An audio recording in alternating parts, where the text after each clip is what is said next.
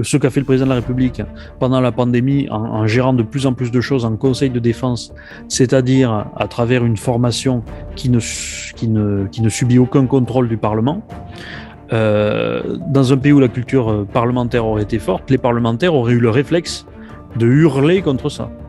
Chez nous, on n'a absolument rien entendu. On a le choix aujourd'hui entre la réforme ou la révolution. C'est-à-dire, soit on continue d'essayer de maintenir les choses telles qu'elles sont en mettant un couvercle sur la marmite et ça va finir par exploser. Et j'ai même envie de dire qu'on est très près de l'explosion. Plus on tardera à faire les réformes, plus on laissera se développer une situation insurrectionnelle sans immédiatement faire ce qu'il faut pour apaiser, c'est-à-dire revenir à une démocratie parlementaire et faire des élections qui permettent à tout le monde de s'exprimer, et bien dans ce cas-là, on risque de sombrer même dans des extrémités de guerre civile.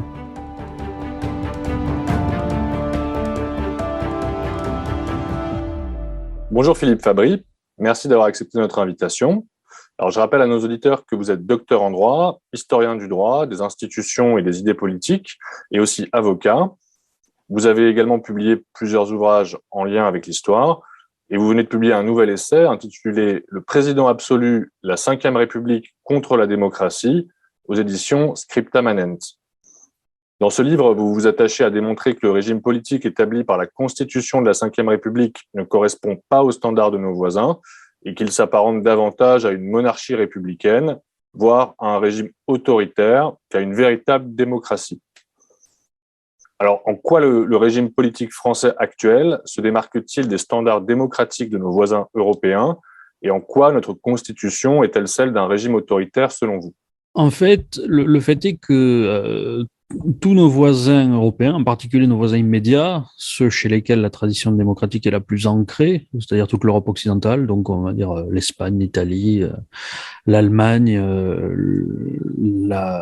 le Royaume-Uni, la Belgique aussi, mais disons que les quatre grands voisins sont ceux qui sont le plus dans le même rapport, on va dire, le même ordre de grandeur démographique et géographique, c'est important politiquement, que la France. Tous ces pays-là ont un système politique qui est similaire, qui est un système politique parlementaire dont le modèle, on va dire, a été presque inventé par le Royaume-Uni, précisément, par la Grande-Bretagne d'abord, et même par l'Angleterre, ça a commencé, c'était encore uniquement l'Angleterre, au XVIIe siècle, après la Glorieuse Révolution, c'est-à-dire le modèle parlementaire, qui s'est petit à petit démocratisé avec l'extension du droit de suffrage, puisqu'à la base c'était un suffrage limité, mais disons sur la distribution des pouvoirs, le régime britannique n'a que très peu évolué depuis sa mise en place. La principale évolution, en fait, ça a été, outre l'extension du droit de suffrage, ça a été l'affaiblissement assez continuel de la place justement du pouvoir du monarque dans le système. Et donc les caractéristiques sont les mêmes partout, en fait, c'est que il y a deux chambres, une chambre haute et une chambre basse.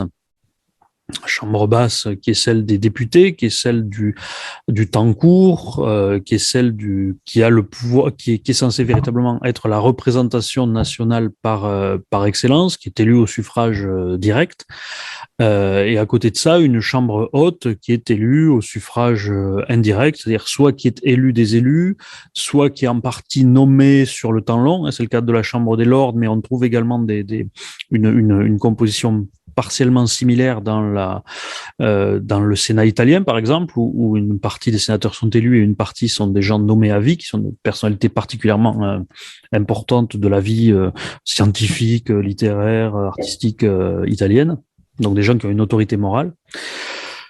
Et donc cette chambre haute est plutôt là pour contrôler, et elle a un rôle notamment, je pense qu'on y reviendra, de représentation plus pondérée, c'est-à-dire c'est moins une correspondance exacte de la démographie que une prise en compte de la dimension territoriale et de la diversité territoriale d'un pays. Donc le Sénat, typiquement, en France, est élu par les élus locaux. C'est quelque chose qui a un ancrage dans le terroir beaucoup plus important. Et traditionnellement, dans toutes les démocraties, de toute façon, cette chambre haute, c'est celle qui a pour mission particulière de représenter, outre la population, le territoire. C'est le cas aussi dans le Sénat américain, ce genre de choses. Comme ça que dans le Sénat américain, par exemple, chaque État à 2 sénateurs au Sénat, alors qu'il y a des États qui sont 10 fois plus peuplés que d'autres. Donc c'est pas une question démographique. Alors que la démographie, c'est vraiment ce qui est principal dans l'Assemblée, la Chambre basse. La Chambre haute, en plus, elle représente donc un peu plus le temps long, la réflexion. Hein. C'est pour ça qu'on parle du train de sénateur souvent, mais c'est parce qu'effectivement, c'est sa mission en fait d'être comme ça, de représenter plus la continuité, moins les fluctuations, alors qu'au contraire, la Chambre basse est censée être en lien, en harmonie avec les fluctuations de l'opinion publique, relativement. Et ensuite, il y a donc ça c'est pour le législatif. L'exécutif est séparé, on va dire, entre le chef de gouvernement et le chef de l'État. Le vrai détenteur du pouvoir exécutif, normalement, c'est le chef du gouvernement. Et dans tous ces pays-là, le chef du gouvernement, il est une émanation du Parlement, avec tout son gouvernement d'ailleurs, puisque le chef du gouvernement est généralement le chef de la majorité au Parlement. Et c'est le Parlement qui institue ce gouvernement qui est responsable devant le Parlement. Ça veut dire quoi? Ça veut dire que si le Parlement est insatisfait de la politique gouvernementale, il peut voter ou le mettre en minorité. À ce moment-là, le gouvernement tombe. Et de l'autre côté, il y a un chef de l'État. Le chef de l'État, lui, il a un rôle distinct.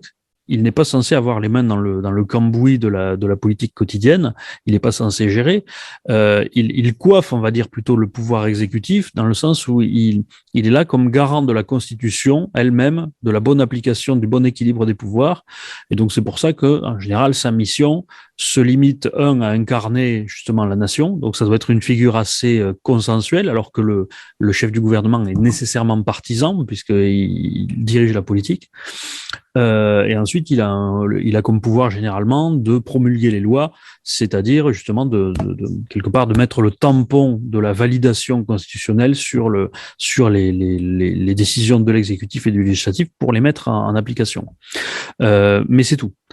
Et donc le président de la République en réalité est plutôt, ou le chef de l'État est plutôt normalement, chez tous nos voisins, une autorité qui surplombe l'ensemble des institutions, qui est au-dessus des partis, pour reprendre l'expression du général de Gaulle, que quelqu'un qui va diriger effectivement la politique. On pense à la reine d'Angleterre, hein, ou à certains présidents de pays voisins dont on dirait qu'ils inaugurent les chrysanthèmes, mais parce qu'ils sont censés faire que ça, justement. Et ils sont censés être qu'une autorité qui éventuellement sera là, disponible pour arbitrer s'il y avait une crise constitutionnelle, mais qui le reste du temps est en retrait et qui est censé être justement, je le répète, très consensuelle, puisque pas partisane, en fait.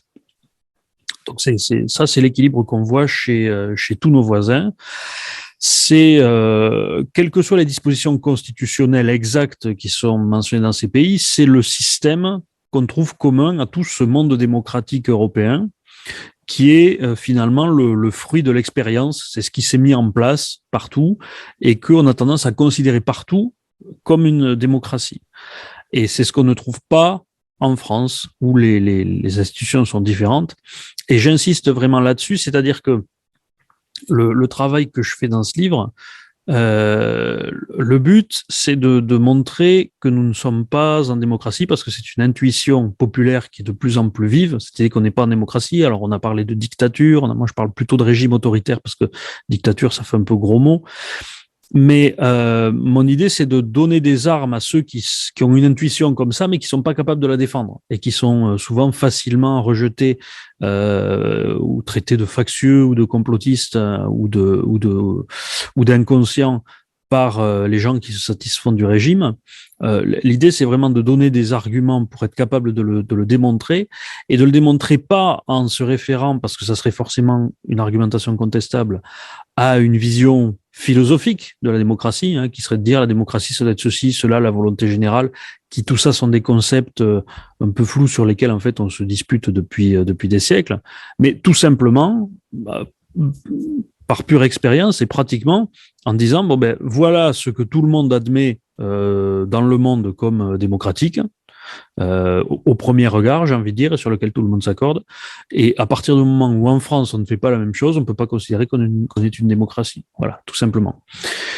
Et donc ces institutions que j'ai décrites là, on ne les a pas. Pourquoi? Parce que, alors chez nous, on a les organes, on va dire, c'est-à-dire que les éléments sont là. Donc on peut avoir l'impression, ça entretient d'ailleurs l'illusion démocratique, c'est qu'on dit, bah oui, bah, nous aussi, on a un chef de l'État, on a un chef de gouvernement, c'est le Premier ministre, et on a une chambre haute, une chambre basse. Bon, chambre haute, chambre basse, pas de problème, même dans leurs relations entre elles, c'est du classique. Le problème chez nous, c'est que le chef de gouvernement et le chef de l'État sont en réalité confondus. La distinction est artificielle. Nous avons un chef de gouvernement qui est aux ordres du président de la République. Donc le chef de gouvernement, en pratique, c'est le président de la République. C'est lui qui préside le Conseil des ministres, alors que c'est pas le cas chez nos voisins. Euh, et, euh, et c'est lui, en fait, qui décide si le gouvernement se maintient ou pas, et pas le Parlement comme chez nos voisins. Puisque chez nos voisins, encore une fois, les gouvernements tombent régulièrement quand ils sont mis en minorité devant les parlements. En France, ça n'arrive jamais. Les gouvernements ne sont remaniés que quand le président de la République décide qu'il est temps de faire un remaniement ministériel, qui va imposer à son Premier ministre. Et l'évolution, on va dire, du régime est de pire en pire, puisque maintenant, le chef de gouvernement, qui encore une fois devrait être l'émanation suprême du suffrage universel et de la volonté populaire via le Parlement, en étant le chef de la majorité, eh bien, désormais, est en train d'être recruté sur une sorte d'entretien d'embauche qui est passé par le directeur de cabinet du président de la République, c'est-à-dire qu'il sera sélectionné d'une manière tout aussi autoritaire que pouvait l'être le Premier ministre, justement, à l'époque de la monarchie ou sous le Kaiser en 1900. Et dernier élément que je voudrais souligner là-dessus, qui est important et qui achève, selon moi, véritablement la, la démonstration, c'est qu'on pourrait dire, moi, bah, disons que c'est la façon française de faire les choses, on est un pays de tradition monarchiste, etc. Enfin, ce qu'on entend habituellement comme argument pseudo-légitimant cette exception française, en réalité, c'est faux parce que durant toute la Troisième et la Quatrième République, c'est-à-dire la majorité de la période moderne et de la période dite démocratique de la France avait justement exactement les mêmes institutions que nos voisins. C'est-à-dire que la Troisième et la Quatrième République fonctionnaient, comme j'ai dit, pour tous nos voisins, et la Cinquième République ne fonctionne plus comme ça depuis 60 ans. Donc c'est ça qui permet de dire, en pratique, quand on regarde, non, on ne peut pas appeler la France démocratie. La France n'est pas une façon de faire la démocratie comme d'autres au sein d'un spectre. Non, la France est une intruse dans le concert démocratique européen parce que nous sommes effectivement un régime, je pense qu'on y reviendra, ce que j'appelle un régime plébiscitaire, c'est-à-dire une déviance de la démocratie qui est connue depuis très longtemps. En fait, dès le début de l'époque contemporaine, quand on a cherché à mettre en place, à savoir comment équilibrer un régime représentatif et à construire ce régime moderne démocratique, eh bien, on s'est très vite rendu compte que l'élection d'un seul homme au suffrage universel n'était pas une solution. Alors, vous évoquiez la Troisième et la Quatrième République dans votre livre. Vous soulignez que parmi les reproches qui leur étaient régulièrement adressés, figurent notamment l'impotence et l'instabilité gouvernementale, des critiques que vous ne partagez manifestement pas. En quoi les critiques faites à la Troisième et à la Quatrième République sont-elles infondées selon vous? La Troisième République a en fait pâti d'une mauvaise réputation à cause de sa fin, qui est la défaite de 1940, dans laquelle en réalité les institutions n'avaient pas grand rôle. Mais tout ça, c'est une espèce de mythologie gaulienne, j'ai envie de dire, qui s'est mise en place, parce que c'est ce qu'explique le général de Gaulle, qui avait des griefs sur la politique qui avait été menée avant la Seconde Guerre mondiale, qui était sans doute juste, mais que lui attribuait aux institutions elles-mêmes de la démocratique, et qui n'est pas un raisonnement valable, pour les raisons suivantes. D'abord, la Troisième République a fait la preuve tout au long de son existence de son efficacité, de sa solidité, de sa capacité à faire des réformes de fond extrêmement importantes. C'est à la Troisième République que l'on doit la liberté d'association, la fameuse loi de 1901, qui est encore en vigueur aujourd'hui, la liberté de la presse, 1881, le lourd travail qui a été fait, qui ne s'est pas fait tout seul, mais qui s'est fait sans guerre civile malgré tout, de séparation de l'Église et de l'État, qui était une difficulté de la vie moderne. Elle a survécu et elle a vaincu dans la Première Guerre mondiale, qui est au plan de l'épreuve humaine et politique aussi probablement la pire épreuve qu'ait connue la France moderne, avec des conséquences démographiques absolument catastrophiques. Elle a survécu, elle a réussi à gagner ça. Et donc c'est injuste, si vous voulez, de considérer que la Troisième République est disqualifiée par la défaite de 1940 alors qu'elle avait gagné en 1918. Forcément, c'est que le problème venait pas des institutions, ça venait d'autre chose. Euh, donc là-dessus, on ne peut pas faire le reproche d'avoir été inefficace à la Troisième République, de ne pas avoir été capable de faire des réformes de fond. L'instabilité gouvernementale qui est effectivement réelle, il y a deux choses à en dire. D'une part, elle n'implique pas nécessairement une instabilité ministérielle.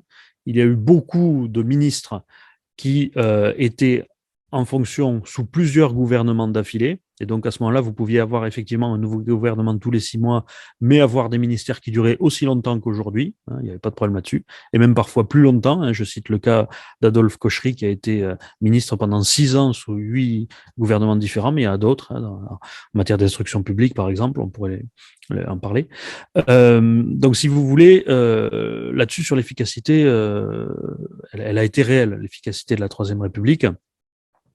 Elle a fait autant qu'on a pu faire par la suite, et donc il n'y a pas de grief à lui faire sur ce plan-là. J'ajoute que la Troisième République, encore une fois, si on prend la catégorie plus large du régime parlementaire, le régime parlementaire, c'est également ce qu'avaient les Britanniques à l'époque. On avait en fait le même régime en pratique dans les années 30 et à la veille 1940. Et les Anglais, eux, ont parfaitement survécu et leur régime s'est maintenu. En réalité, leur différence, la chance qu'ils ont eu par rapport à nous, c'est qu'ils étaient une île. Donc forcément, ça les protégeait de l'invasion allemande, ce qui n'était pas notre cas. Mais c'était pas une question d'institution. Les institutions ont tout à fait bien fonctionné de la Troisième République. Et surtout, elles étaient aimées, ces institutions, elles étaient appréciées, puisque en 1946, quand on a voté une constitution, qu'on a voté la constitution de la quatrième, en réalité, la constitution de la quatrième était une réédition tout simplement de la troisième, avec simplement la codification de certaines pratiques qui étaient simplement coutumières sous la troisième et qu'on a codifiées. Mais en fait, la quatrième, c'était la même que la troisième. Et d'ailleurs, le général de Gaulle lui faisait les mêmes reproches qu'à la troisième, mais elle fonctionnait bien. Et la quatrième elle-même ne serait pas tombée si de Gaulle ne l'avait pas sabotée en 1958, et s'il avait fait ce pourquoi il était appelé au gouvernement. Donc, effectivement, toute cette idée que c'est instable et inefficace, c'est pas vrai. Et puis, dernière chose aussi sur l'instabilité, ça c'est important, c'est que cette instabilité n'est pas nécessairement mauvaise dans la mesure où elle dépend du lien entre le gouvernement et le Parlement, et que cette instabilité, elle signifie justement, bien souvent, une phase ou de mise en phase, disons, du Parlement, qui est censé être le cœur du pouvoir dans la démocratie, avec l'opinion publique. C'est-à-dire, effectivement, il y a des gouvernements qui tombent parce que l'opinion publique est insatisfaite, etc. Mais dans une démocratie, c'est finalement normal. Et de ce point de vue-là, cette idée qu'on a stabilisé la démocratie en France en mettant un président inamovible et irresponsable, en fait, pendant 5 ans, il est évident que c'est en soi antidémocratique, parce que l'idée, c'est justement de protéger le président des fluctuations de l'opinion publique. Alors, c'est important de stabiliser un régime, effectivement, il ne faut pas que les gens sautent tous les 2 jours. Mais néanmoins, le principe de la démocratie, ça reste que c'est le peuple qui dirige, et le peuple, via le Parlement, effectivement, a une certaine instabilité dans son comportement, dans sa mentalité, mais ça n'a jamais empêché les grandes démocraties, encore une fois, l'Angleterre, depuis 300 ans, est sous le même régime, de mener des projets et des réformes au long cours. Voilà. Vous expliquez aussi que l'élection du président de la République au suffrage universel en vigueur depuis 1962 est, je cite, une monstruosité au sens littéral du terme, et qu'elle a donné lieu à la mise en place d'un régime plébiscitaire, c'est-à-dire d'un despotisme électif, qui est la cause principale de la dérive non démocratique de la Ve République. Alors, en quoi l'élection du président de la République au suffrage universel direct est-elle une monstruosité selon vous ? Pourquoi serait-elle la cause principale de la dérive autoritaire de notre régime ? La démocratie, le modèle démocratique européen tel qu'il est en vigueur chez nos voisins et qu'il a été en vigueur chez nous, d'ailleurs chez nous avant un certain nombre de nos voisins, est un régime est un équilibre assez subtil et finalement empirique entre divers organes, diverses institutions. Et comme je disais tout à l'heure, c'est pas parce qu'on a les institutions qu'on a une démocratie, il faut avoir les institutions et l'équilibre qui va entre elles, c'est-à-dire la distribution des pouvoirs et on va dire les connexions correctes.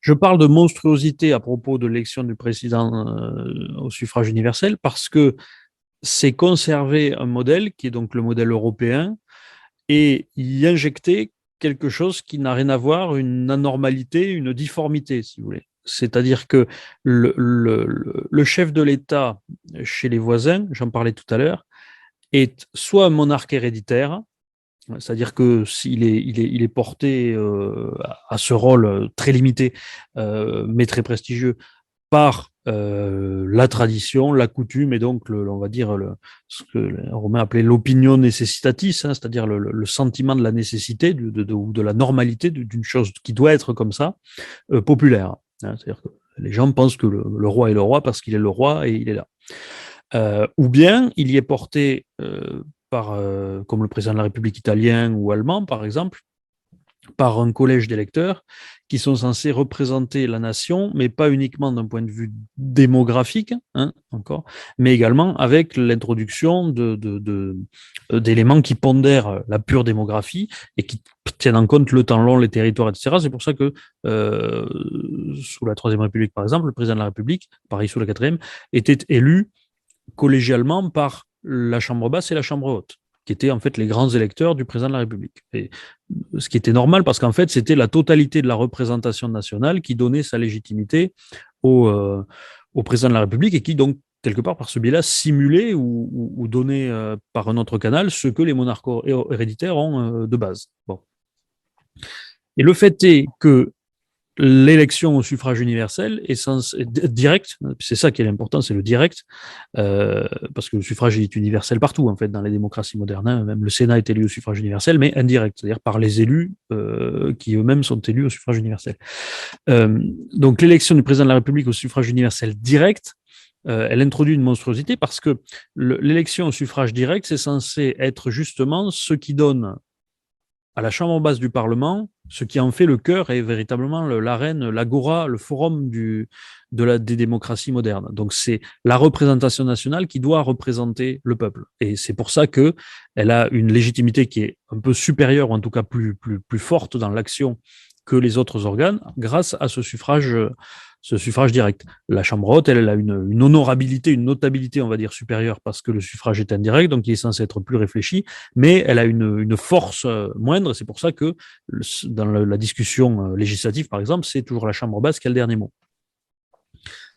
Mais à partir du moment où vous élisez le président de la République au suffrage universel direct, vous lui donnez à lui tout seul, une seule personne, une légitimité de suffrage qui est égale à celle du Parlement, mais qui est plus concentrée puisqu'elle se met sur un seul nom et pas sur une foule de députés. Et à partir de ce moment-là, étant donné que la politique, ce n'est pas juste c'est pas du droit, hein, c'est pas juste des institutions. La politique, ça reste quelque chose en réalité de très animal et qu'on organise. Mais c'est très psychologique. Hein. Et donc, à partir du moment où vous faites d'un individu seul l'élu, hein, l'homme face au peuple, eh bien, vous introduisez un déséquilibre dans cet équilibre subtil de légitimité entre les institutions, et ça crée c'est un déséquilibre qui crée une difformité. Et donc, c'est comme ça, oui, que vous avez une constitution qui est monstrueuse parce que dans sa pratique, le simple fait d'avoir mis l'élection du président de la République au suffrage universel direct a détourné en fait toute la Constitution. C'est ça qu'il faut bien comprendre. Parce que la séparation du chef de l'État et du gouvernement, le rôle précis du chef du gouvernement comme celui qui dirige l'action du gouvernement, etc., tout ça, c'est dans la Constitution de la Ve République. Hein. Si vous allez lire la lettre, ça y est dedans. Et d'ailleurs, ceux qui disent que la France est une démocratie ont beau jeu d'aller lire, oui, mais regardez, c'est écrit. Oui, mais l'élection du président de la République au suffrage universel a transformé le président en une espèce de trou noir, si vous voulez, qui absorbe tous les pouvoirs, toute la légitimité, ce qui conduit au déséquilibre que j'ai mentionné tout à l'heure, à l'absence de responsabilité du gouvernement devant le Parlement, qui normalement est prévu dans la Constitution, mais qui en pratique n'est pas donné, etc. Donc on a une Constitution qui a une pratique qui n'est pas du tout celle de la lettre.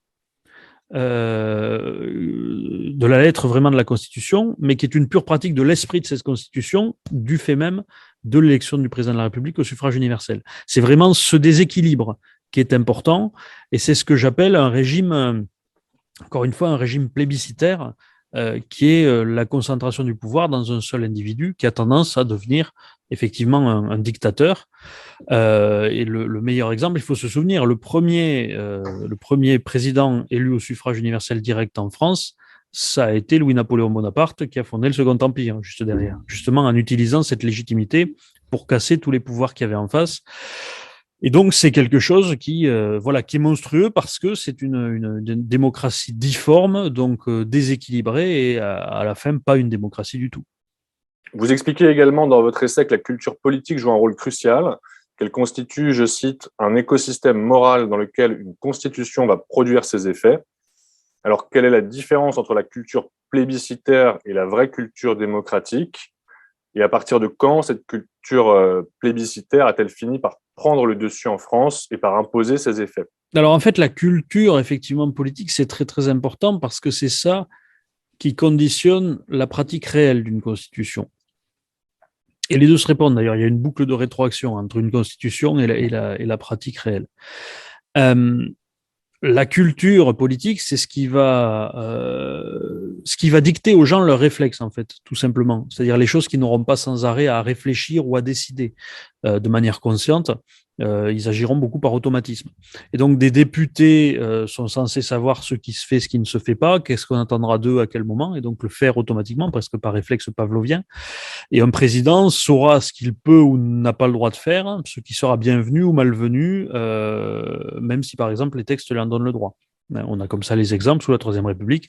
Les textes, à la base, donnaient le droit de dissolution au président de la République. Mais le jeu des institutions a fait que ce droit est tombé en désuétude et quand 40 ans après, un président a voulu à nouveau l'utiliser en disant oui, mais c'est dans les lois constitutionnelles, mais il a fini par être obligé de démissionner par le Parlement qui lui a dit non, mais vous pouvez pas faire ça, ça ne se fait plus, etc. Donc c'est très important là, l'habitus, la coutume en fait, la pratique, les habitudes de pratique. Et ça met longtemps à se mettre en place. Mais ça peut aussi mettre longtemps à se détruire. Et donc, effectivement, ce qui s'est passé chez nous, c'est que pendant des décennies de pratique de la Troisième puis de la Quatrième République, on a une culture démocratique qui s'est mise en place, avec une culture parlementaire qui s'est mise en place, les vieux qui, tout simplement, c'est de la culture, hein, c'est-à-dire c'est les vieux qui forment les jeunes en leur expliquant quel type de réflexe ils doivent avoir. Par imitation, les jeunes ont des réflexes par rapport aux vieux en voyant quand est-ce qu'il faut gueuler, tout simplement, en disant vous n'avez pas le droit de faire ça, c'est de la tyrannie, etc. C'est un jeu comme ça, ça peut paraître assez bête, mais c'est vraiment comme ça que ça fonctionne. Et ça, donc une culture démocratique, c'est ça. C'est une culture d'un Parlement qui doit s'insurger vite dès que le président commence à outrepasser un peu ses pouvoirs ou à chercher à limiter les pouvoirs du Parlement, etc. Typiquement, dans un régime qui a une culture parlementaire solide, ce qu'a fait le président de la République pendant la pandémie en gérant de plus en plus de choses en Conseil de défense, c'est-à-dire à travers une formation qui ne subit aucun contrôle du Parlement. Dans un pays où la culture parlementaire aurait été forte, les parlementaires auraient eu le réflexe de hurler contre ça. Chez nous, on n'a absolument rien entendu. On n'a rien entendu. Pourquoi? Parce que chez nous, on est effectivement dans une culture plébiscitaire. C'est-à-dire, l'idée, c'est que le président est élu, c'est le président le chef, et le chef fait ce qu'il veut. Et le Parlement est là pour servir le chef. C'est ça, en fait, le problème de la culture plébiscitaire, si vous voulez, c'est que on élit un dictateur tous les 5 ans. On élit un personnage qui est en fait là pour tout décider.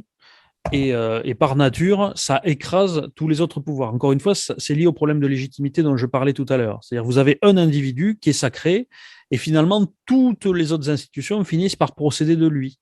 Vu qu'il a le droit de dissolution sur le Parlement, et qu'en même temps, le Parlement est généralement élu après lui, le Parlement sent que, en tout cas la majorité parlementaire, sent qu'elle lui doit d'être là. Et qu'il ne dépend que de lui qu'elle ne soit plus là, parce qu'il peut décider de dissoudre pour renvoyer tous ces gens chez eux, leur faire perdre leur métier de parlementaire, hein, tout simplement parce que ce sont des gens qui ont aussi des préoccupations simplement de quoi vais-je vivre. Hein. Donc c'est quelque chose qui est extrêmement important. Et donc la culture plébiscitaire, c'est ça, en fait, c'est tout un ordre qui se met en place derrière le chef. Donc tout ce qui finit par devenir véritablement important, c'est l'élection du chef. On va s'orienter exclusivement vers ça. Donc on va chercher à trouver un programme pour le chef. À aucun moment on ne va se battre pour les droits du Parlement parce que finalement, ça n'est pas important et ça ne vous rapportera rien dans la lutte politique. Ce qui n'est pas le cas dans un régime parlementaire effectif. Et inversement, ça entraîne progressivement, dans un régime plébiscitaire, une démotivation du Parlement. C'est pour ça qu'il y a un absentéisme de plus en plus fort des députés. C'est pour ça qu'il y a de plus en plus de députés qui ne se représentent pas à l'issue de leur mandat, parce qu'ils se rendent, ou qui préfèrent des mandats locaux, parce qu'ils se rendent compte finalement qu'ils ne servent à rien. Vous avez des parlementaires qui vivent psychologiquement, qui sont dans le même état que les gens qui ont ce qu'on appelle des bullshit jobs. Ce qui s'est passé en pratique, c'est que l'élection du président de la République au suffrage direct nous a ramenés dans une situation où la représentation nationale, la légitimité de la représentation nationale procède de celle du président de la République. Et donc la véritable légitimité, c'est lui qui la détient, comme à l'époque de l'Ancien Régime, où c'était le monarque qui était de droit divin, et les États généraux, eux, n'étaient là que par la volonté du monarque. En fait, c'est parce que le monarque était légitime qu'il pouvait convoquer ces peuples qui venaient parler devant lui, qui éventuellement étaient un soutien de son pouvoir, mais si jamais ils n'étaient pas d'accord avec lui, ben, ils passaient quand même. Et donc, on est véritablement revenu dans ce schéma-là, et ce schéma-là de pouvoir n'a pris fin, qui était le schéma de la monarchie absolue. Absolue, vous savez, j'ai donné le nom le président absolu, pour reprendre ce mot-là. Il faut comprendre ce que signifie ce terme, la monarchie absolue. Ça voulait dire en fait la monarchie souveraine, c'est-à-dire la monarchie qui concentre tout le pouvoir. Ça vient de formules latines qui disent que l'empereur, hein, donc le prince est au-dessus des lois, c'est-à-dire qu'on disait qu'il est legibus solutus, c'est-à-dire qu'il n'est pas lié par les lois. Et donc le roi absolu, c'est le roi souverain, c'est-à-dire celui qui décide souverainement. C'est ça en fait l'idée d'absolu. Et aujourd'hui, nous avons un président absolu, c'est le président absolu qui est souverain, c'est lui qui décide de ce que le Parlement fera ou pas. Hein. Quand on vous dit que tous les états d'urgence, toutes les mesures d'exception qui sont prises, on est en démocratie parce que c'est voté par le Parlement, mais c'est voté par le Parlement, mais tout est voté par le Parlement qui est devenu une chambre d'enregistrement en fait des volontés présidentielles. Donc, on est vraiment revenu dans le schéma de pouvoir qui était celui de l'Ancien Régime. La seule différence étant que il n'y a pas de droit divin, donc c'est un droit, on va dire, électif, plébiscitaire, encore une fois. Et le seul moyen de sortir de ça, on est sorti de la monarchie absolue le jour où les États généraux ont décidé de devenir un pouvoir constituant. C'est-à-dire qu'ils ont en fait, ils ont pris le pouvoir, on ne leur a pas donné. C'est le serment du jeu de paume, hein, où ils ont dit, ben, maintenant la représentation nationale, c'est nous. Enfin, alors qu'avant, c'était le roi qui incarnait la nation, mais ils disent, la représentation nationale, c'est nous. Donc la légitimité, en fait, c'est nous, maintenant. Et je pense qu'on ne sortira de ce problème-là qu'avec ce que j'appelle un coup d'État parlementaire, c'est-à-dire que le Parlement en France décide de se ressaisir de ce pouvoir-là, sinon on restera dans un système dans lequel tout pouvoir appartient à un homme qui est élu et qui est, par nécessité, j'ai envie de dire, mal élu. Parce que ça fait partie aussi des débats qui sont de plus en plus, qui suivent de plus en plus les élections présidentielles, à mesure qu'on se rend compte que le président est élu par un pourcentage toujours plus faible d'inscrits. Et il y a beaucoup de gens qui disent oui, mais c'est normal, c'est légal, c'est le jeu, c'est la règle du jeu qui est comme ça, donc il est légitime. Ça fonctionne pas comme ça, la légitimité. La légitimité, c'est pas juste une histoire, justement, c'est n'avoir pas compris ce que c'est que la politique, de croire que la légitimité, ça se règle par 2 lignes dans une constitution. La légitimité, c'est quelque chose de beaucoup plus fondamental que ça. Et donc ces gens ne parlent en fait que de l'égalité.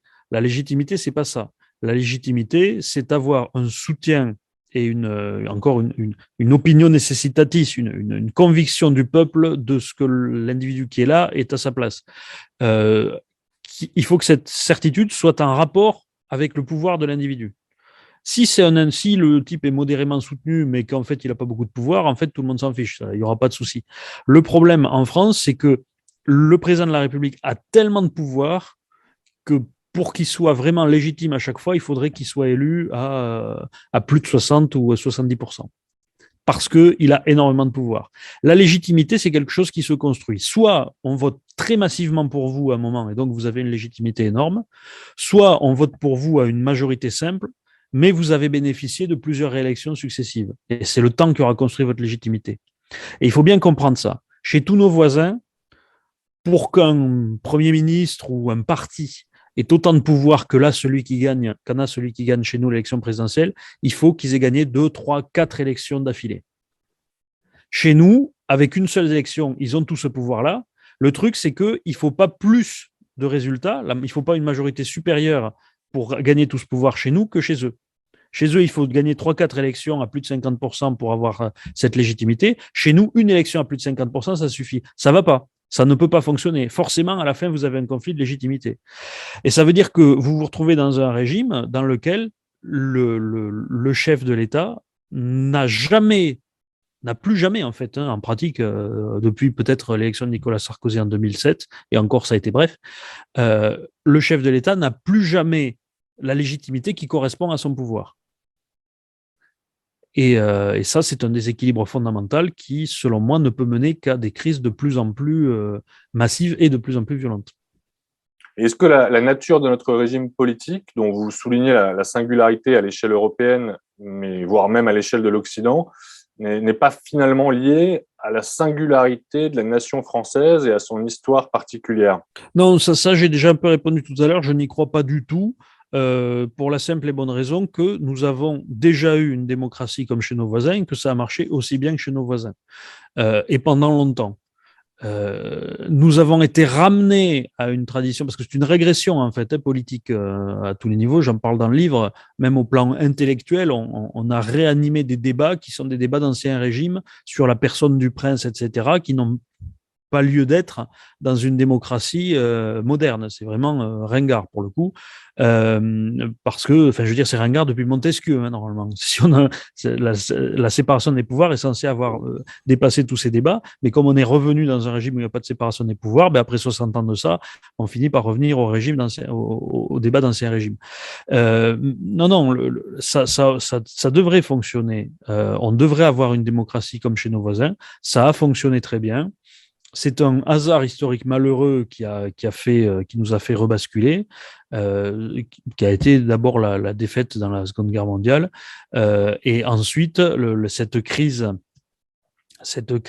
de la guerre d'Algérie, et en particulier le comportement très néfaste du général de Gaulle à ce moment-là, qui, je pense, n'a pas bien compris ce qu'il faisait, parce que je suis convaincu pour le coup, il était authentiquement démocrate dans son esprit.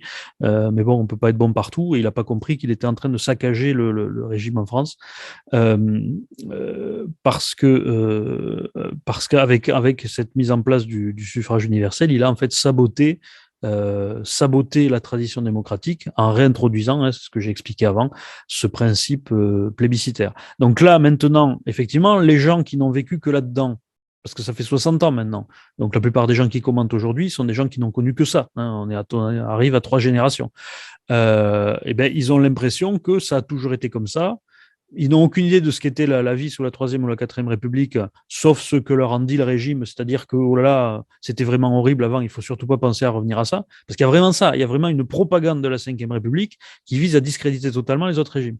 En même temps que, et c'est là la schizophrénie de la 5e République, c'est qu'en même temps qu'on s'intègre vraiment dans le monde démocratique européen. C'est-à-dire qu'on est dans le monde démocratique européen, alors qu'on est les seuls à ne pas faire ce que font les voisins, et qu'on explique qu'à l'époque où on faisait comme les voisins, c'était vraiment horrible, ça ne marchait pas, c'était une catastrophe. Donc il y a vraiment effectivement un problème intellectuel là-dedans. Et en soi, le fait de penser que en France on a toujours fait comme ça, et que ça relève d'une tradition française, pour le coup, ça nous ramène véritablement, ça montre la régression intellectuelle. Ça remonte à l'époque où il y avait des gens comme Montesquieu et d'autres qui disaient mais regardez ce que font les Anglais, leur régime parlementaire, c'est bien, nous, cette monarchie absolue, on voit que ça marche pas. Et où à ce moment-là, les autres disaient non, mais la monarchie absolue, on a toujours fait comme ça, c'est chez nous, c'est le génie français, hein, quelque part. Donc on est vraiment revenu là-dedans, mais il faut le dire que c'est faux, c'est faux. Tous nos voisins ont eu la même trajectoire depuis la féodalité jusqu'à la construction de l'État parlementaire, en passant par la monarchie, ce que j'appelle la monarchie souveraine, à mon avis, le terme est meilleur que monarchie absolue. Simplement, nous, ce qu'on a fait, c'est qu'une fois qu'on est arrivé au bout, on a régressé ensuite à cause de ces hasards historiques malheureux. Dans votre livre, vous expliquez qu'il est fascinant de constater à quel point les Français se bercent d'illusions et sont, je cite, collectivement aveugles quant à la nature réelle de notre régime politique. Est-ce que cette illusion des Français quant à la nature démocratique de la Ve République n'est pas justement en train de se dissiper, notamment à la faveur d'événements récents comme la crise sanitaire, par exemple? Alors tout à fait, les gens le réalisent de plus en plus, notamment parce que le déficit démocratique, j'en donne un exemple j'en donne deux exemples en fait qui montrent bien qu'on n'est pas une démocratie. Le premier exemple, c'est le fait que là où les Britanniques, quand ils ont voté le référendum du Brexit, auquel les élites étaient malgré tout généralement hostiles, hein, les élites étaient contentes d'être dans l'Europe, eh bien, quand le peuple a parlé, les élites ont pris leurs responsabilités et ont mis ça en application. Chez nous, quand on a voté le référendum 2005 pour rejeter la Constitution européenne, derrière, les élites l'ont récupéré et l'ont fait quand même. Donc, ce qui montre déjà que le résultat de la démocratie est plus vivement respecté en Grande-Bretagne, dans un pays parlementaire, que dans notre modèle. Et ensuite, deuxième exemple, les gilets jaunes, ce que j'explique, c'est que les gilets jaunes sont le produit d'un déni de démocratie également en France. C'est-à-dire qu'il s'est passé la même chose en Italie 2 ans avant.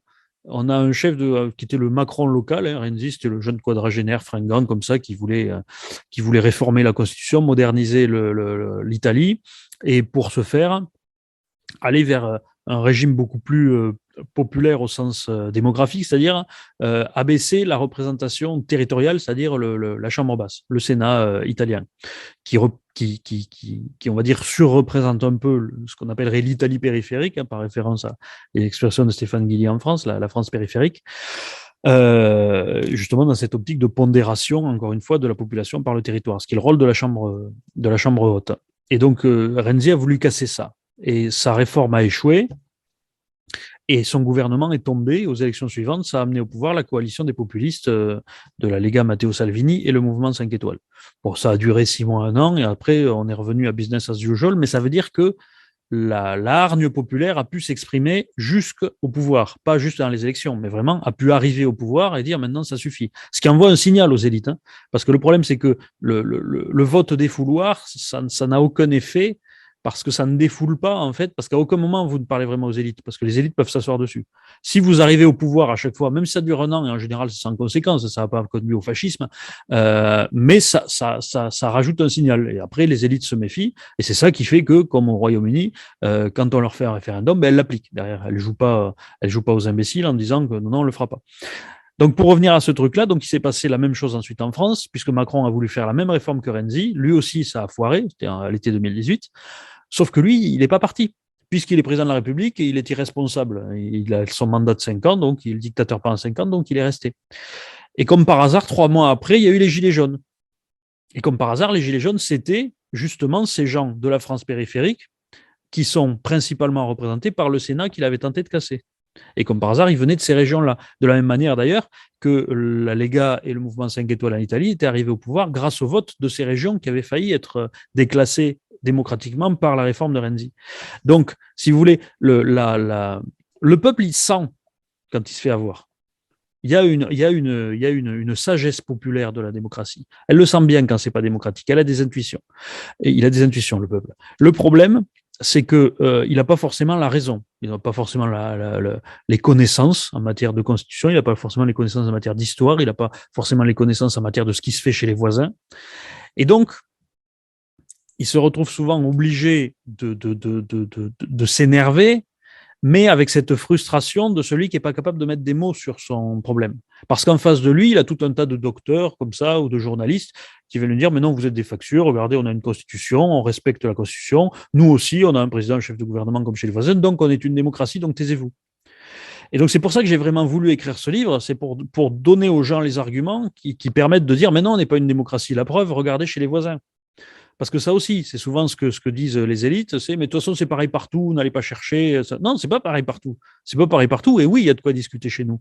Et donc l'idée, c'est vraiment que d'aider le peuple à mettre des mots sur ses intuitions, parce que ça, c'est même plus large que ça. Souvent, tout ce qu'on accuse. Cette promptitude de nos élites à traiter de complotistes, conspirationnistes, tous les gens qui critiquent, ça vient aussi de là. C'est-à-dire que bien souvent, le peuple a des intuitions qu'il n'est pas capable d'expliquer. Il sent qu'il y a des choses qui ne sont pas normales, le recours à tel cabinet de conseil, etc.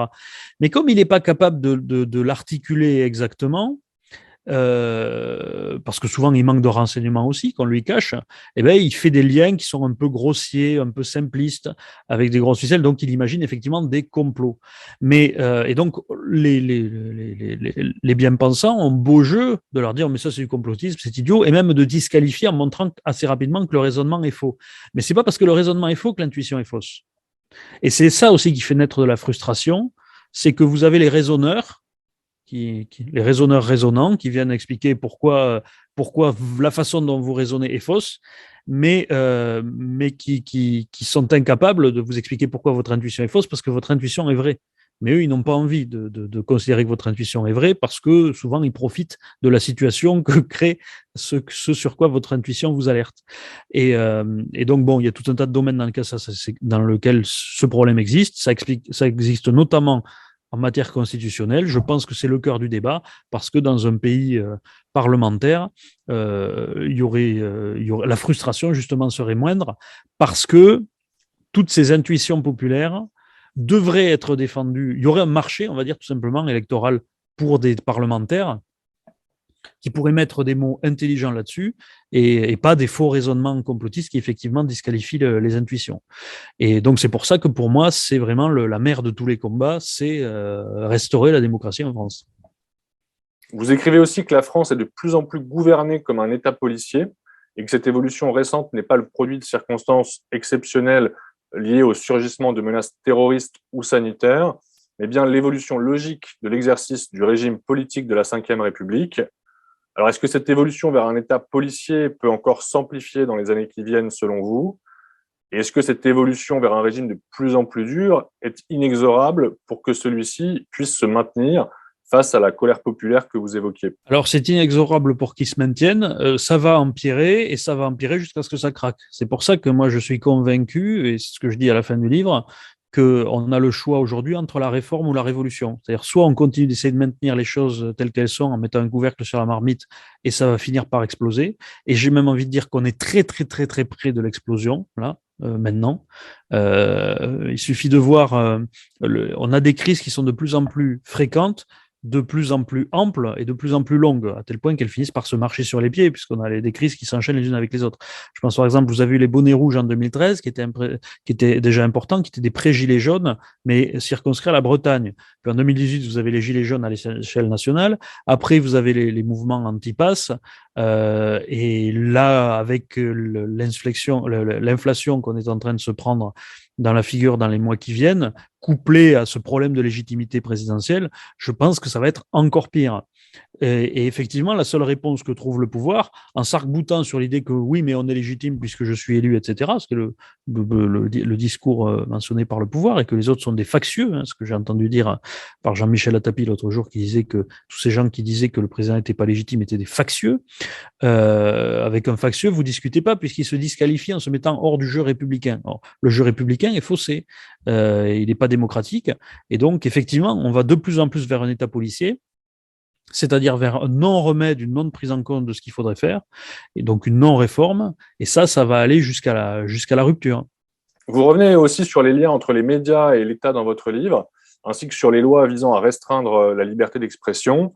Vous faites là également un parallèle avec l'Ancien Régime, en évoquant notamment un clergé médiatique. Vous expliquez aussi qu'un esprit de course s'est développé et que la multiplication de lois absurdes qui permettent de censurer ou de pousser à l'autocensure par crainte des délits de blasphème soit un autre indice de dégénérescence de notre régime politique selon vous. Alors, en quoi les médias peuvent-ils être qualifiés de clergé? Et est-ce que la proximité d'une partie des médias avec le pouvoir politique, voire la diminution de la liberté d'expression dans le cadre du développement d'une forme de bien-pensance ou de politiquement correct, sont vraiment des spécificités propres à la France, ce qu'il ne s'agit pas finalement d'un phénomène que l'on retrouve aussi à l'échelle européenne, voire à l'échelle de l'Occident? Alors, c'est pas effectivement une spécificité française, et même la plupart des grandes problématiques politiques et sociales qui se retrouvent en France, on les retrouve ailleurs. même la difficulté, par exemple, des gilets jaunes considérés comme, par exemple, les perdants de la mondialisation ou ce genre de choses, c'est effectivement des problèmes qu'on trouve partout. L'ennui, c'est que dans les autres pays, ces gens ont une représentation démocratique, et chez nous, ils l'ont pas. C'est là qu'est le problème. C'est-à-dire, c'est au niveau de la tension et de la gestion de tout ça, parce que la démocratie, en fait, c'est le compromis permanent dans la totalité des intérêts de la population. Et chez nous, le système empêche ça. Et en même temps, le système accentue un certain nombre de problèmes qu'on trouve effectivement chez les autres. Partout, effectivement, les médias ont tendance à être majoritairement de gauche, hein, ça c'est connu, ou majoritairement progressistes. C'est les idées qu'ils ont principalement, probablement parce que à la fois par conformisme dans la congrégation, on va dire, médiatique, et aussi probablement parce que le métier attire des gens plutôt de ce profil. Mais, mais chez nous, en France, le problème, c'est que cette disposition-là, qui dans d'autres pays peut donner lieu à une critique du pouvoir, chez nous, en même temps, c'est associé à une servilité vis-à-vis du pouvoir. C'est-à-dire que c'est pour ça que je parle de clergé médiatique, ils sont dans le même rapport de dépendance, notamment financière, vis-à-vis du pouvoir. La France est un des pays d'Europe qui a le plus d'aide à la presse. Alors, il faut bien comprendre qu'il y a plusieurs types d'aide à la presse. On n'est pas forcément ceux qui ont les aides les plus importantes pour tout ce qu'on appelle les aides au portage, c'est-à-dire au transport. Tout simplement, qu'est-ce que c'est? C'est les aides à la presse les plus répandues dans le monde, en particulier en Occident. C'est-à-dire que, comme on sait que la presse a un énorme besoin, et même un surbesoin de recourir au transport pour atteindre ses clients, tout simplement la livraison des journaux, hein, et que les frais postaux sont importants au regard du bas prix, malgré tout, de la presse, il y a un déséquilibre, donc c'est difficilement rentable. Donc dans tous les pays, il y a ce qu'on appelle des aides au portage, qui sont des aides indirectes, qui sont en fait des ristournes, hein, tout simplement via les postes. Ça existe partout. Par contre, en France, on a une particularité, ce sont les aides directes à la presse.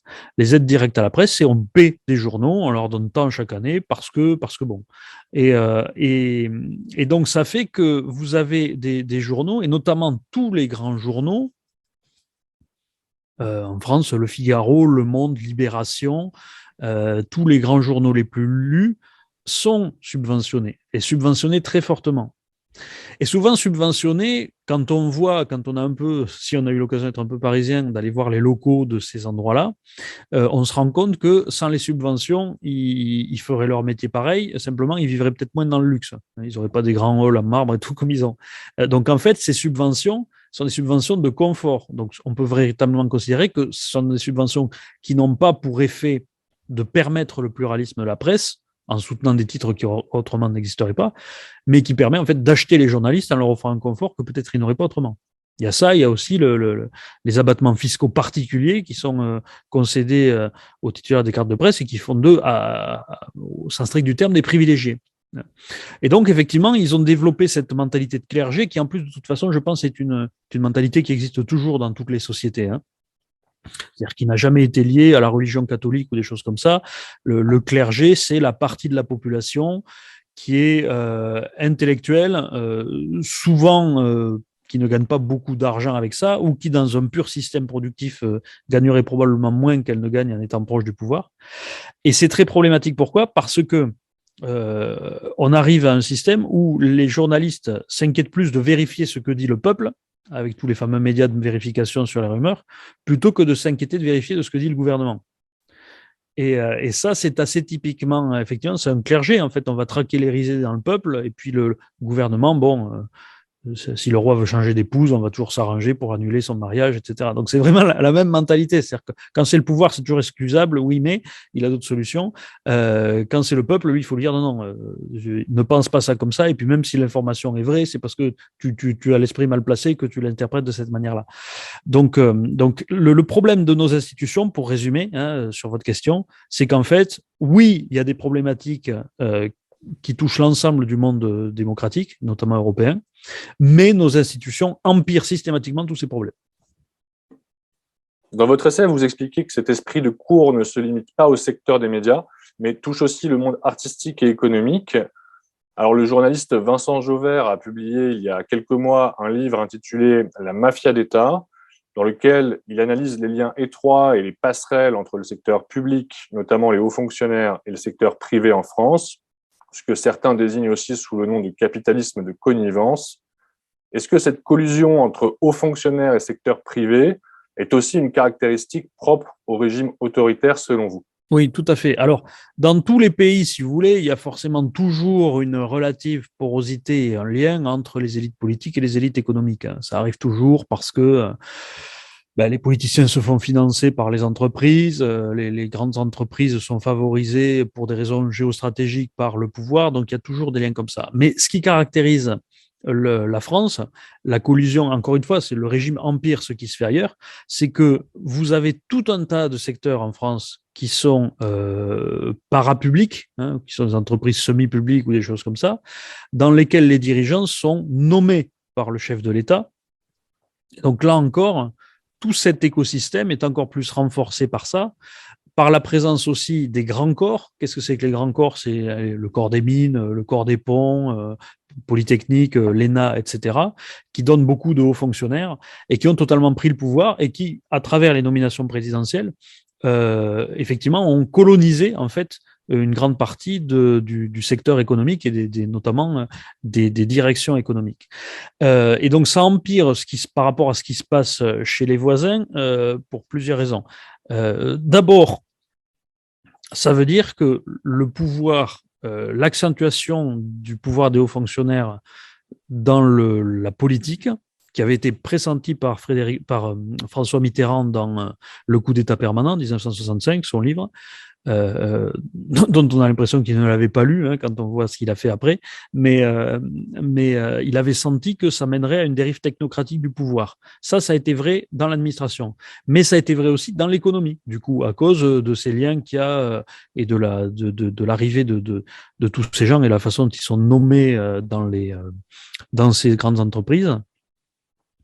Et autre problème que ça ajoute, qui a été aussi identifié par Vincent Jauvert et qui est très très important, et qui encore une fois montre que le régime accentue les difficultés, c'est que la désindustrialisation, par exemple, est un problème qui a touché, on le sait, tous les pays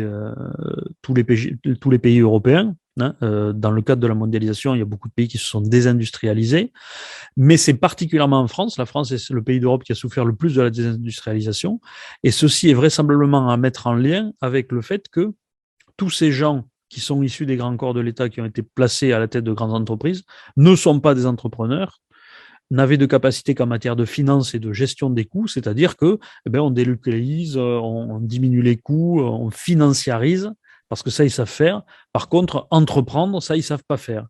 Et donc, là encore, le régime, par ses effets indirects, a empiré des conséquences économiques de la mondialisation par rapport à nos voisins où il y a malgré tout eu maintenu une différenciation des genres entre la politique et l'économique, même s'ils peuvent avoir un certain nombre de points de contact. Mais chez nous, c'est pas des points de contact. Chez nous, c'est un entrelac total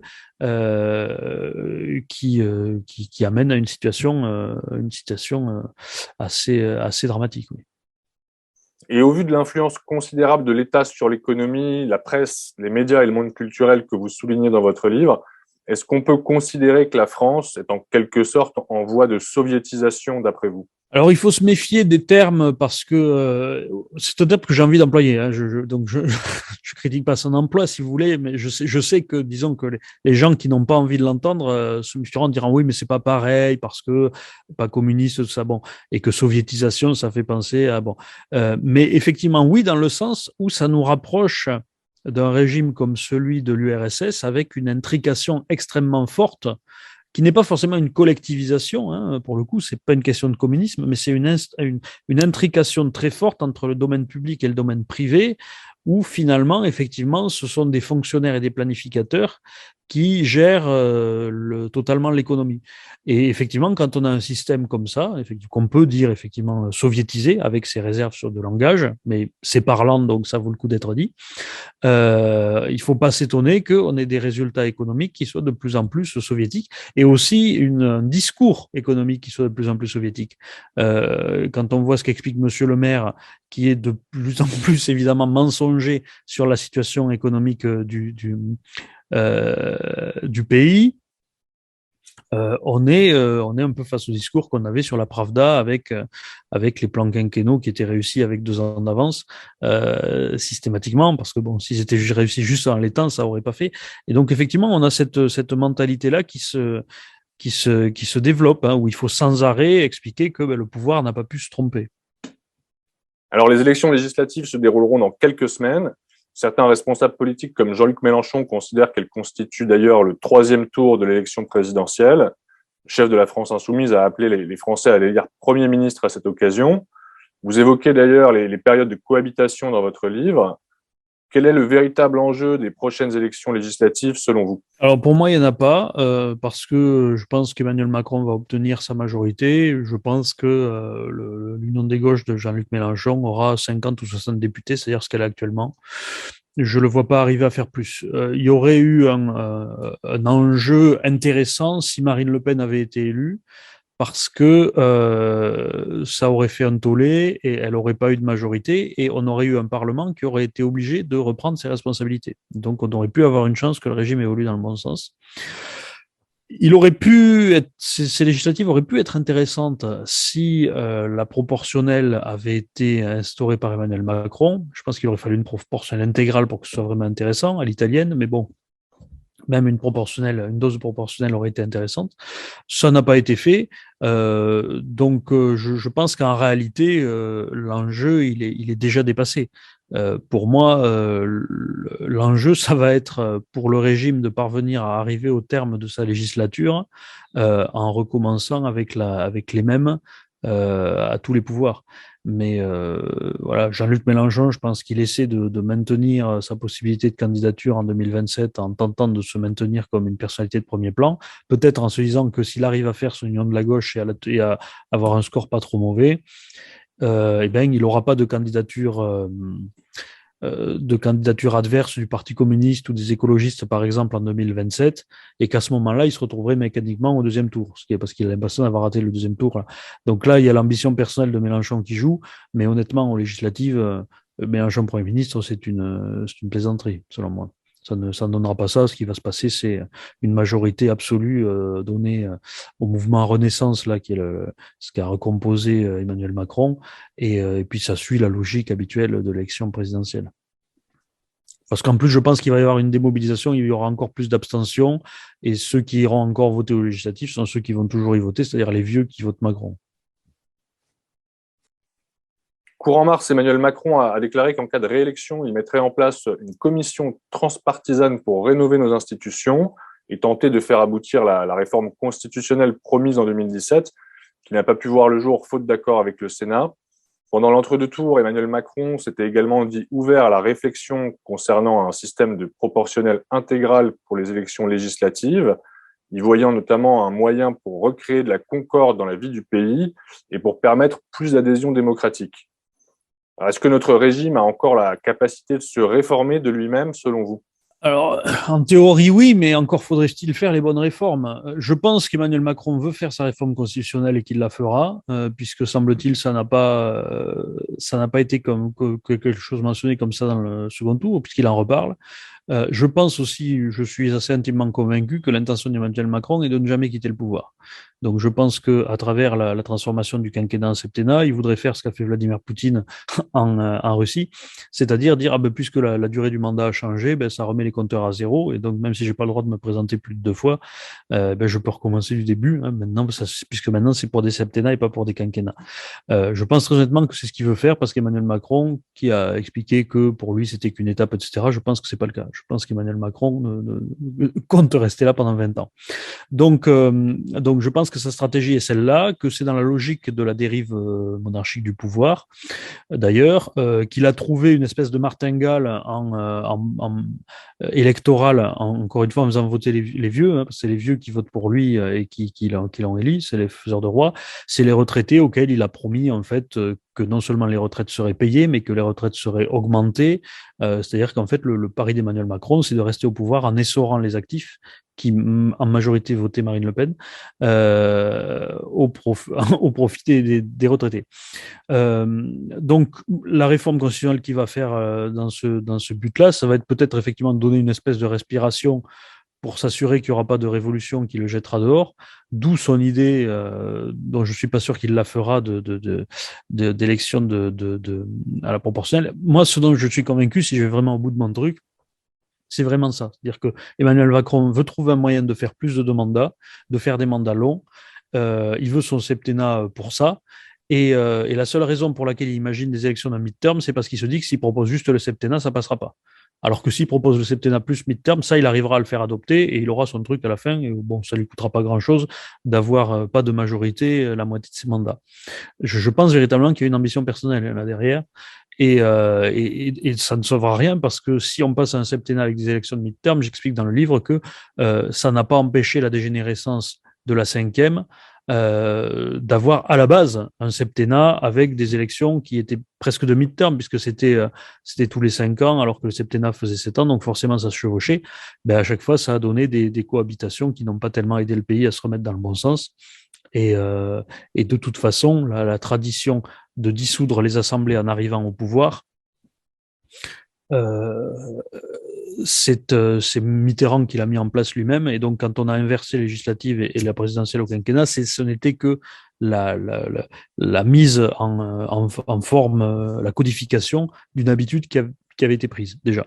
Donc, je ne vois pas le régime se réformer tout seul. Et surtout pas en partant de la tête. Il pourrait se réformer en cas de crise si on avait encore une fois un Parlement qui prenait ses responsabilités et qui était hostile au président. Le problème, c'est qu'avec une majorité qui sera favorable à Emmanuel Macron, je crains que ça n'arrive pas. Pendant cet entretien, vous avez évoqué à plusieurs reprises la nécessité d'un coup d'État parlementaire pour réformer notre régime politique de façon pacifique. Une alternative qui serait préférable à une révolution violente et au cortège de malheurs qu'elle ne manquerait pas d'entraîner. C'est ce que vous écrivez dans votre livre. Alors, quelles seraient les conditions nécessaires pour que ce coup d'État parlementaire ait une chance de réussir, selon vous ? Alors, la première condition, ce serait que le Parlement réalise le problème qu'il y a et décide d'y remédier. En fait, il y aurait plusieurs possibilités de réforme à faire. La première, qui serait la plus efficace, c'est de mettre fin à l'élection du président de la République au suffrage universel. Le problème, c'est que je ne pense pas que ce serait possible parce qu'il faudrait le faire voter ou le faire déjà admettre au peuple, même si c'était le Parlement qui le votait tout seul. Et je crois qu'il y a un sondage qui avait été fait il n'y a pas longtemps et que 62% de la population était pour l'élection du président de la République au suffrage universel. Donc, je ne suis pas sûr qu'on arriverait à le faire sauter tout de suite, ça. À terme, mais il faudrait d'abord transformer notre régime d'une manière plus démocratique pour ensuite arriver à cette réforme-là. C'est-à-dire faire voir au peuple que l'autre façon de procéder est plus démocratique.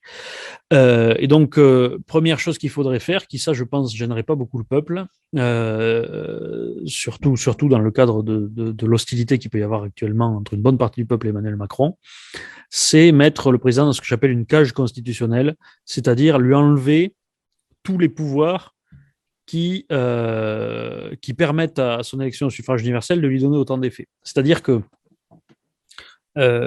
tout ce qui lui permet de se mettre au-dessus du Parlement, outre l'élection au suffrage universel, il faut lui enlever. Il faut lui enlever le droit de dissolution. Il faut lui enlever le droit de présider le Conseil des ministres. Il ne faut pas qu'il y soit. Voilà, c'est les deux principales choses. Je crois qu'il y en a une troisième que je mentionne dans le livre, je ne sais plus laquelle. Mais voilà, l'idée, c'est de lui enlever tout ce qui permet de dominer, en fait, le Parlement et de dominer le gouvernement, pour que le gouvernement redevienne véritablement une émanation du Parlement indépendante de la volonté présidentielle. Et ça peut être fait du coup parce que, encore une fois, comme c'est plus technique, comme mesure, je pense que le peuple ne s'y opposerait pas. Simplement, pour arriver à faire cette mesure technique, il y a un petit problème. C'est que pour la réforme constitutionnelle, c'est l'article 89 qui prévoit ça, il n'y a que deux solutions. Alors, le Parlement peut proposer lui-même une réforme constitutionnelle. Donc, à ce niveau-là, il n'y a pas de problème sur l'initiative. Il peut proposer une réforme. Le problème, c'est que pour décider comment on l'a fait, il faut passer par le président de la République. C'est-à-dire que le président de la République a deux choix. Soit il fait voter le texte de la réforme par les deux assemblées, le Sénat et l'Assemblée nationale, séparément, et une fois qu'elles se sont accordées sur un texte, il la soumet au référendum populaire. Soit il l'a fait voter directement par le Congrès, le Sénat. Donc c'est lui qui passe par ça. Mais ça veut dire que le Parlement ne peut pas s'autosaisir de la propre réforme qu'il aura voulu faire contre le président de la République. Et il faut nécessairement passer un moment par le président de la République. Et ça, à mon avis, ça empêche de faire cette réforme de toutes les façons. Donc c'est pour ça que moi je parle de coup d'État parlementaire, c'est-à-dire qu'il faudrait que le Parlement fasse quelque chose qui n'est pas constitutionnel, effectivement, qui est illégal, c'est-à-dire décider lui-même de s'autosaisir, de se réunir en congrès et de voter la réforme constitutionnelle, et ensuite de la pratiquer comme si elle existait, vraiment. C'est-à-dire en fait refaire le serment du jeu de paume contre la monarchie absolue. C'est un coup d'État, effectivement, coup d'État parlementaire. Maintenant, donc effectivement, c'est illégal. Hein, j'ai tout à fait conscience de ça.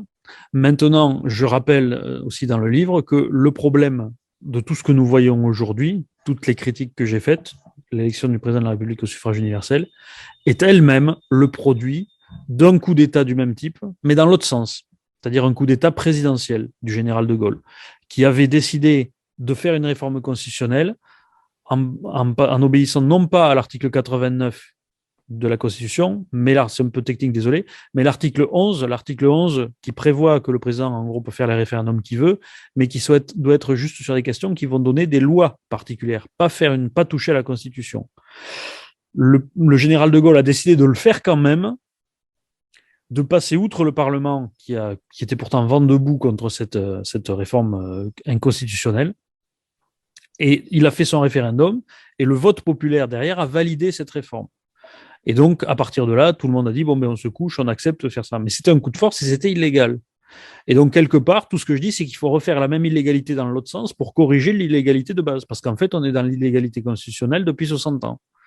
Et je ne pense pas que, contrairement à ce qui a pu être pensé à l'époque, le vote du peuple par référendum permet de couvrir l'illégalité. Parce qu'à ce moment-là, et à la limite, typiquement, hein, on retombe sur ce que j'ai dit, c'est-à-dire c'est ce qui caractérise un régime plébiscitaire. Quand vous estimez qu'un vote populaire peut contourner toutes les règles constitutionnelles à n'importe quel moment, vous n'êtes pas dans une démocratie garantie par la Constitution.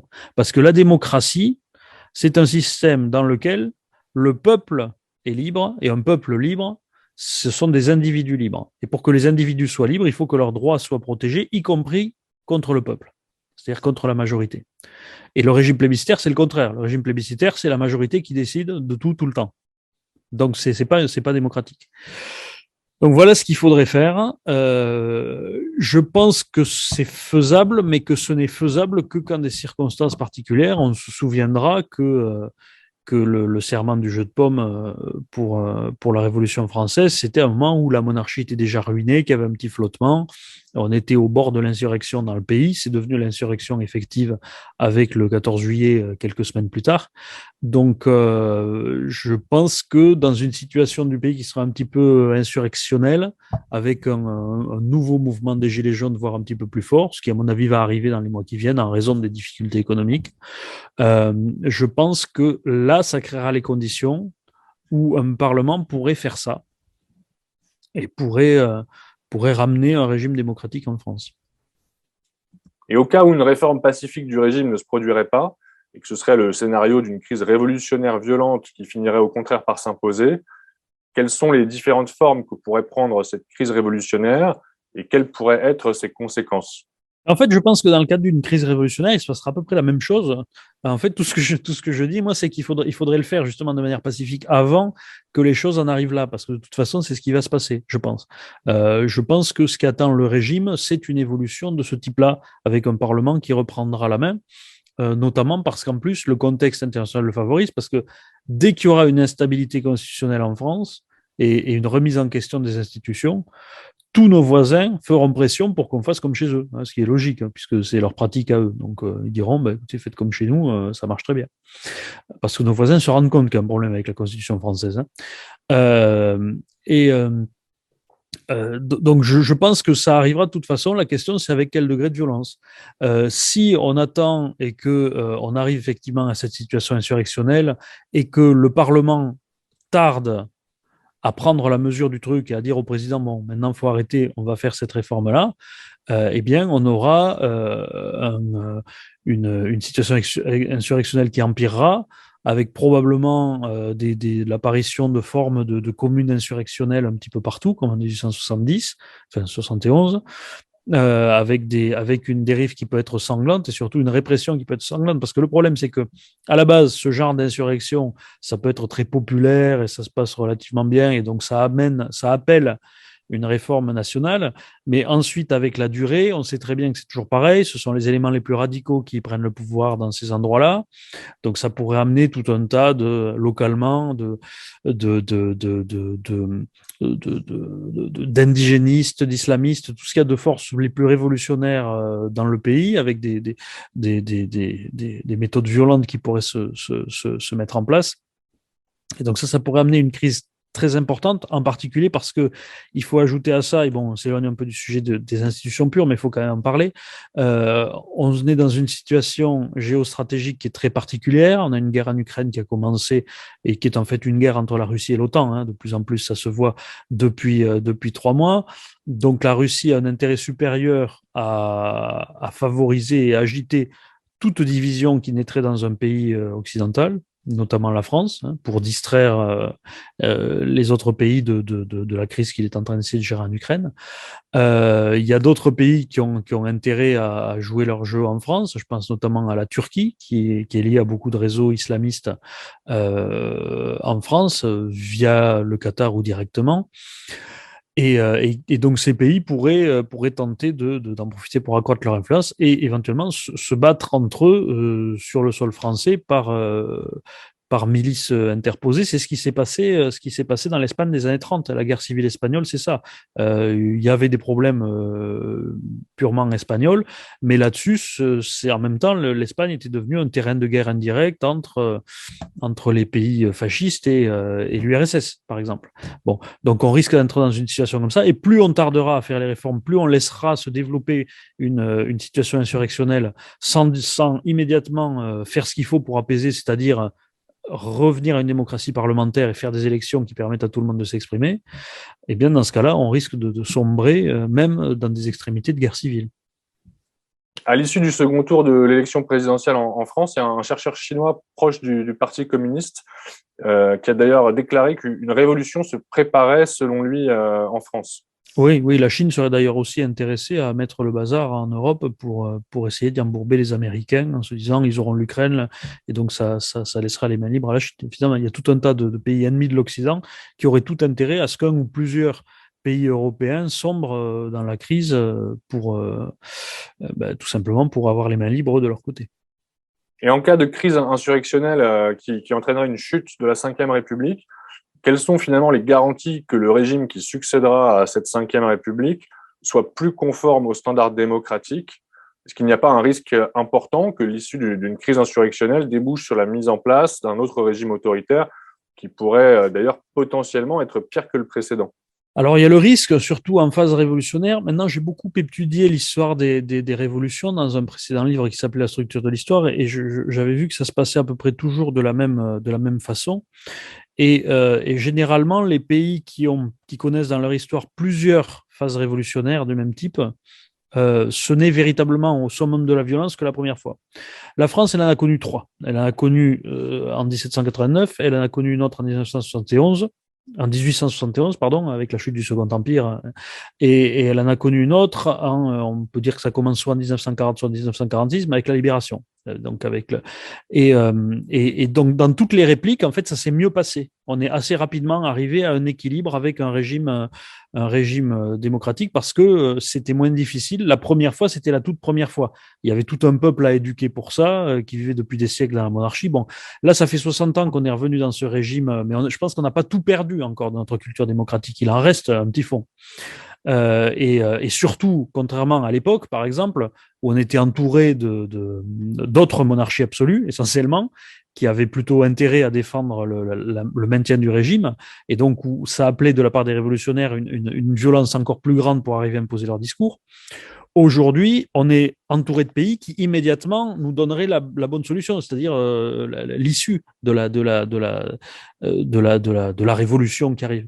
Donc c'est pour ça que je pense qu'il y a un espoir que ça aille assez vite si on a un parlement qui comprend vite le truc. Et donc c'est aussi pour ça que j'ai écrit ce livre, c'est enfin pour le peuple, mais aussi pour que les parlementaires prennent conscience de ce qu'il faut faire, hein, et puissent le faire vite, parce que s'ils le font vite, ça évitera que le pays sombre. Et surtout pour faire ça, ils trouveront facilement le soutien des pays voisins, parce que si vous dites aux Allemands, aux Italiens, aux Espagnols, bon, on va faire une réforme constitutionnelle pour que ça ressemble plus à ce qui se fait chez vous, ils vont pas gueuler. Ils vont bien comprendre que c'est naturel et que ça alignerait un peu la France sur le reste du système, et je pense qu'ils y trouveraient intérêt. Donc, à mon avis, c'est ça la petite dose d'optimisme, si vous voulez, qu'on peut avoir là-dessus. Merci beaucoup pour votre éclairage, Philippe Fabry. Avec plaisir.